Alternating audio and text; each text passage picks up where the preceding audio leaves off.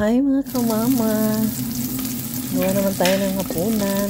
Gata tayo ng pasayan at lagyan natin ng mga beans at parsley. Gisa muna natin mga kamama, lagyan natin ng luya.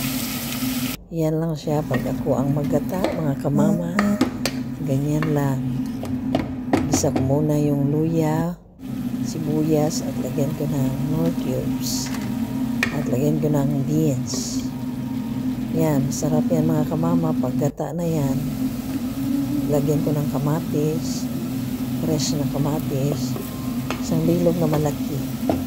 Yan lang po, ilagay ko pag ako ay maggisa. Lagyan ko na yung gata na galing sa can. Yan lang siya mga process mga kamama. Yan na. Bango na mga kamama ay. Sobrang bango. O yun. Kumukulo na siya. Diyan ko na lang ilagay ang pasayan o shrimp. Ganyan ko maggata mga kamama. Ilast ko yung pasayan. Yan.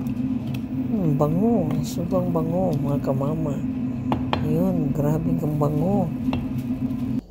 Di, tingnan natin. Wow, grabe, ang bango. Na-mix na siya. At yung kanin ko ay mais. Sobrang busog ko na. Tingnan mo mga kamama, sarap talaga siya pag mais ang kanin. Wow, sarap. Bango na. Hindi ko pa nakain.